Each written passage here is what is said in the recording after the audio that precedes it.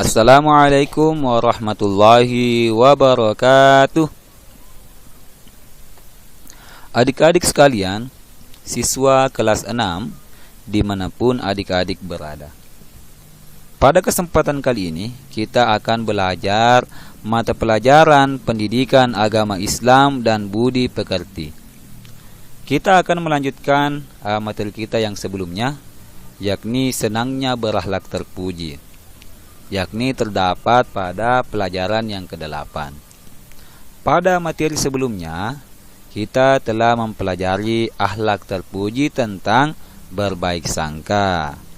Kemudian, untuk materi kali ini kita akan mempelajari berakhlak terpuji ya, salah satu akhlak terpuji yakni simpati.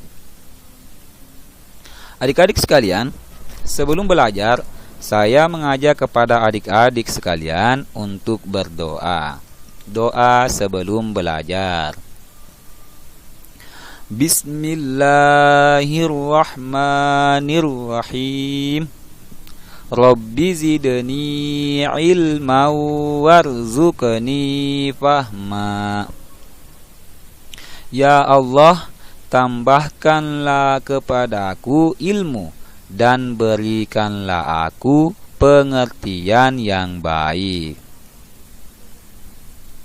Adik-adik, kita langsung ke materi, yakni akhlak terpuji, yaitu simpati. Adik-adik silakan perhatikan cerita ini. Di sini ada cerita tentang daun teratai dan kangkung. Baik, Adi dan adiknya Ani tinggal bersama neneknya di suatu kampung. Adi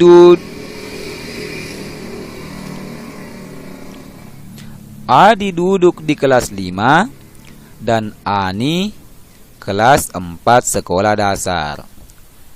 Nenek Ipah, nama nenek Adi dan Ani hidup sendiri karena suaminya telah lama meninggal.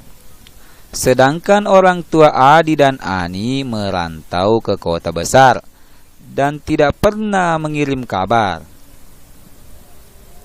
Untuk hidup sehari-hari, nenek Ipa mencari daun teratai dan kangkung di rawa-rawa yang tak jauh dari gubuknya.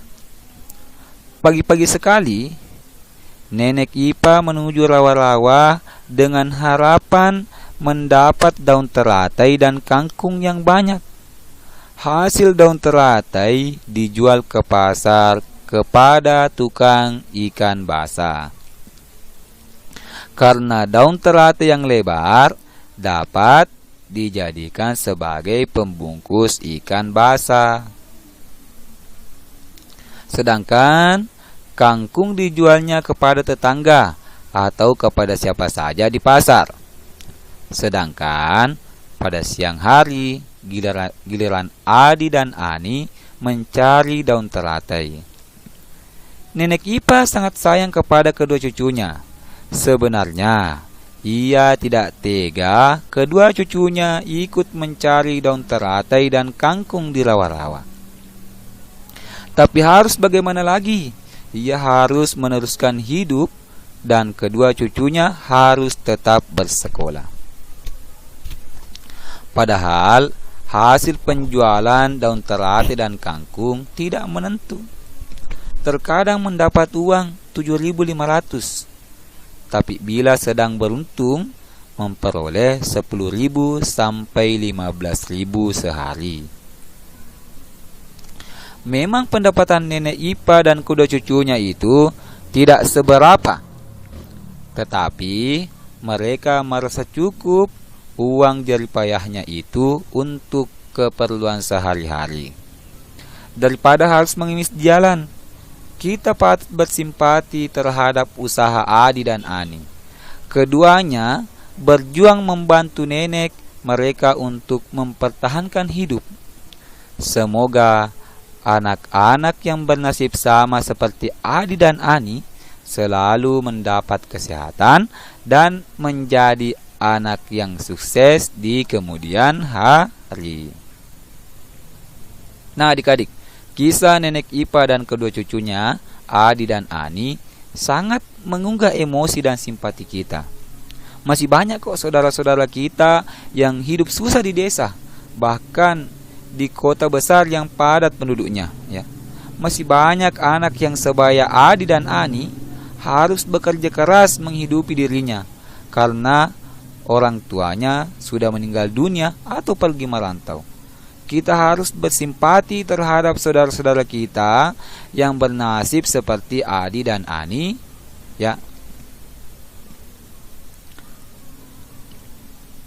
Ya, oke.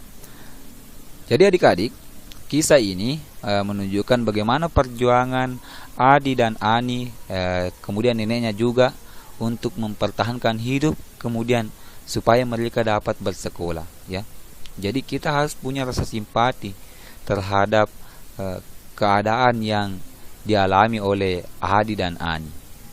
Dan di kenyataannya cukup banyak anak-anak yang berusaha menghidupi dirinya sendiri supaya dapat hidup dan bersekolah, ya. Banyak sekali. Semoga kita semua adik-adik sekalian bisa bersimpati akan keadaan yang dialami oleh saudara-saudara kita yang termasuk kurang beruntung tersebut.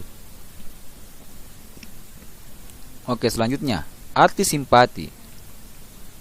Di dalam Kamus Besar Bahasa Indonesia, kata simpati berarti rasa kasih, rasa setuju kepada, atau rasa suka.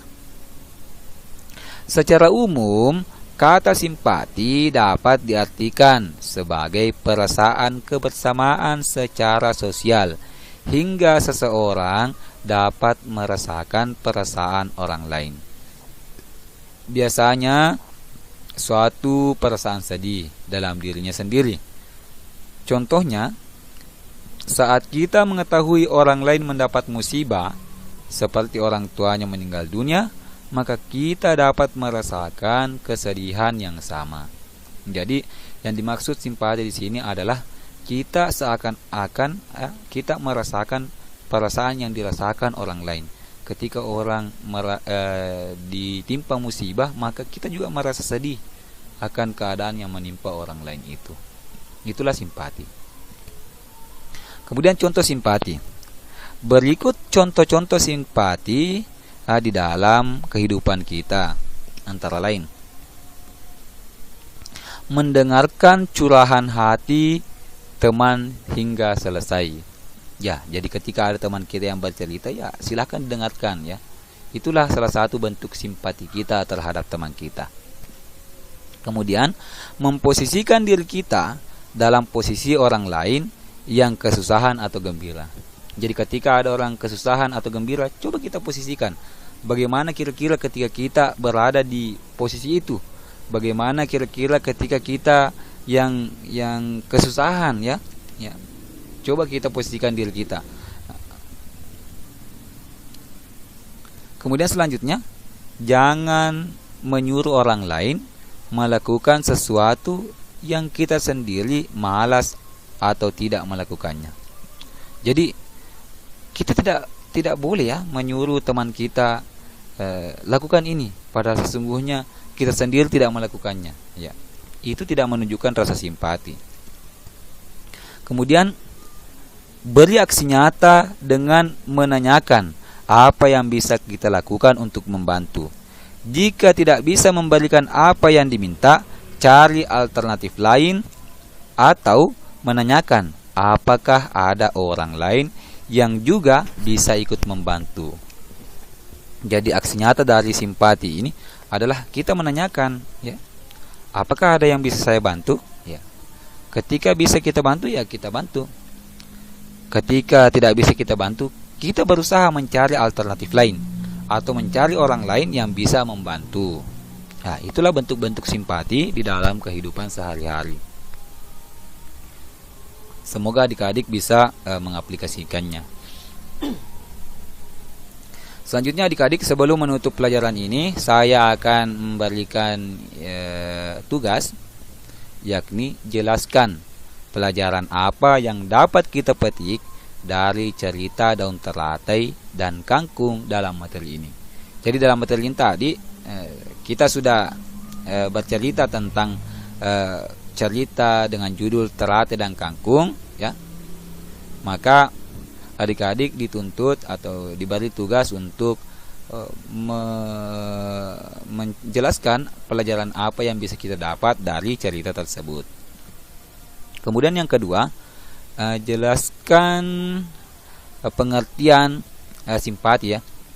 Jadi jelaskan pengertian simpati. Saya ulangi, jelaskan pengertian simpati.